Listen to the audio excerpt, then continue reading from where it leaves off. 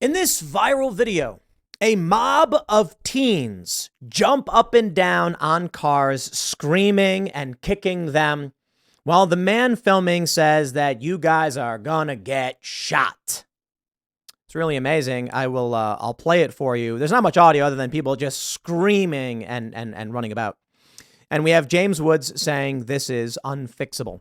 And it got me thinking about a bunch of things pertaining to social order breakdown, as well as racism and things like that. This is in Philadelphia. And as you can see, there's just a mob of teenagers. They appear to be, I don't know if it looks like they're all black teenagers, and they're just jumping up and attacking random cars. That's the video for the most part. But there are a lot of videos like this. And many people on the left have said that it is a lie, it is a manipulation, that people keep posting videos like this to imply something going on. I don't know if these videos are unique to now. I don't know if things like this happen all the time. I've certainly had my experiences, and this isn't the only video. Here's, so this is the same video. This is from Catch Up feed. It's not Ketchup, it's Catch Up. That's funny. But we have this one as well. Fans of Lil Durk stole thousands of dollars in merchandise after someone called in a false active shooter report at his concert in Chicago on Saturday. People stealing merch during concert active shooting. Here you go. Don't really think you need the audio. It's just people screaming, running around, and just stealing things. Well, not everybody in this video is black. Many people in the other video is black. And we keep seeing people post videos like this. I don't know. The argument, I suppose, is that it's racist to post these videos. You end up with people making the Scott Adams meme, because Scott Adams had that incident where he said white people should get away from black people. I think that's silly. I think that's dumb. I think you should stay away from criminals. But seeing many stories like this, got me thinking this person's clearly not black. It got me thinking about social order breakdown and what could lead to active civil unrest. Let me tell you a story. When I was a kid, my family went to go see, I think we went to go see Babe. Could be wrong. I think it was Babe. I don't know. It was at Ford City Mall in the south side of Chicago. It's actually a southwest suburb. I don't know what the suburb is, because I don't think Ford City is in Chicago. But the power went out. When the power went out, my family was like, we got to leave. And sure enough, as we were leaving, the whole mall lost power. And what did we see? Everybody was just running around and stealing whatever they could steal. That's it. We didn't. My family just quickly got to the car and GTFO. But I've experienced things like this. I bring that up just to say, dude, this stuff has always happened, right? And this area, like where I'm at in the southwest suburbs, it's like generally mixed race. There's white people, black people, Latino people. I think it's mostly like Latino and white, with some like Polish migrants, Polish immigrants, and of course, black people. But the people who are looting and stealing came from all different backgrounds. I think my experience growing up in that place is why I'm not a big fan of these racist narratives.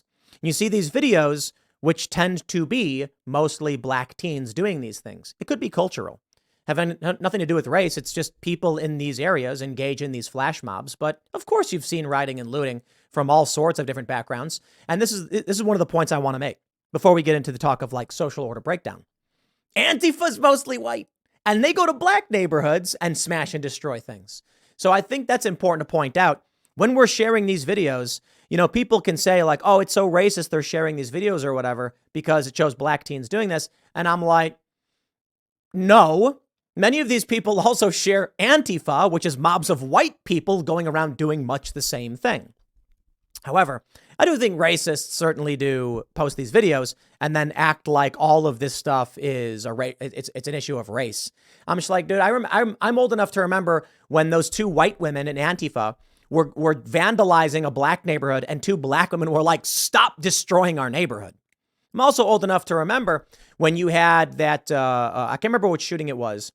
There was rioting going on, and one of the family members of the victim said, why are you doing this in our neighborhood? Go to white people's neighborhood. Racial animosity exists. It certainly does.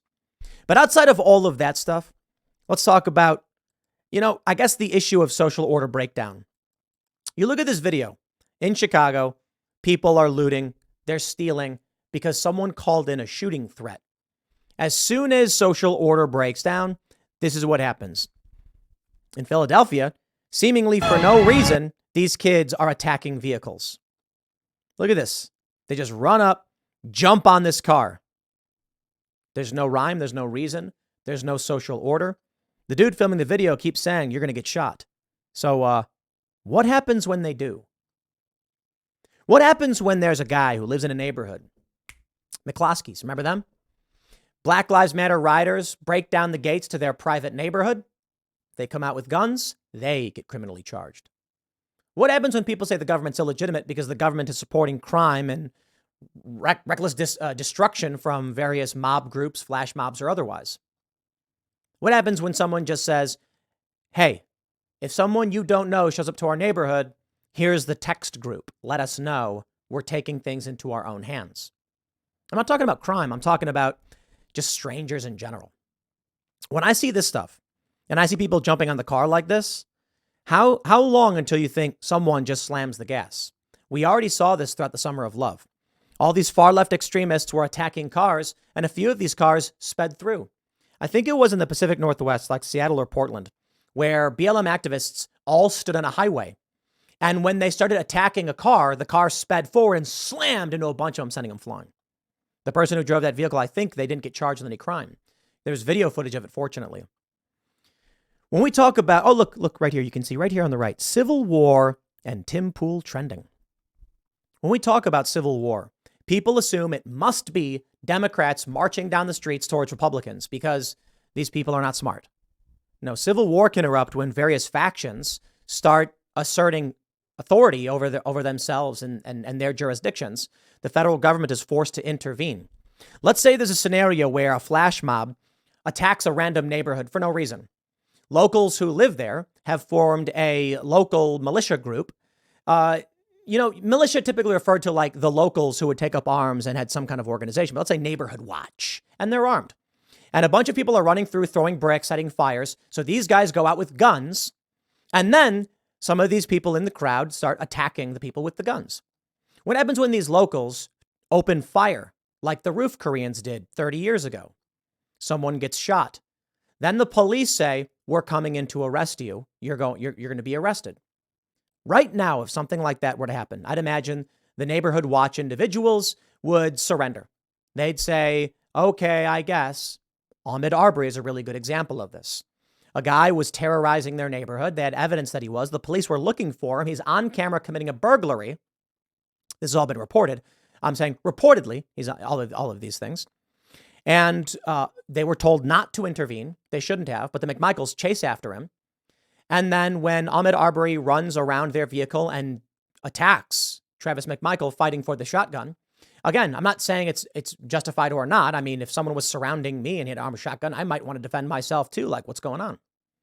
Ahmaud Arbery dies. These guys go to prison. At a certain point, you're going to have people who say there's no sense in calling the police because they are against you, not with you. That if you try to defend yourself, you'll get arrested. We've already seen it. How many people have been arrested for defending themselves? So at what point do you get a group of people who say, I'm going to defend myself and my community, and we're not going to involve law enforcement? These riotous mob fights, you end up with people being injured or dead, and then the government tries coming in to intervene. The Neighborhood Watch says, we don't cooperate with you. You have no authority here. You've never protected us. You've never defended us, and you're only causing problems. What happens when people feel that the federal government becomes weak and is incapable of actually stopping this? If you can't stop this, why should anyone believe you can stop them? Get the point? That's the social breakdown. Right now, the assumption is that if you're a criminal, you'll get away with it, not because the government can't stop you, but because they want you to do it. That means if you defend yourself, the government will stop you. What happens when various communities start to believe that the government is incapable of enforcing the law, in which case they must take the law into their own hands? You end up with a flash mob, fighting and violence, and the locals shoot and kill some of the people perpetrating this political extremism. The federal government may then try to come in, but with no confidence or support, they get chased out, bricks thrown at them, and they leave. And that's it. When those things start to happen is when you get this breakdown of law and order and a potential civil war. But I'll put it this way. The last thing I'll say to our good leftist friends. I love the idea that these people are screaming Donald Trump is Hitler, who's staged a military coup, failed and is now trying to bring about another attempt at seizing power of government, that fascists lurk around every corner. Vox.com says there's something like 14 million white supremacist white nationalists in this country, and that if we don't stop them now, we will become like Nazi Germany. And then they go, but there's no civil war. Laughable. Sure. But I'll leave it there. Next segment's coming up at 4 p.m. on this channel. Thanks for hanging out, and I'll see you all then.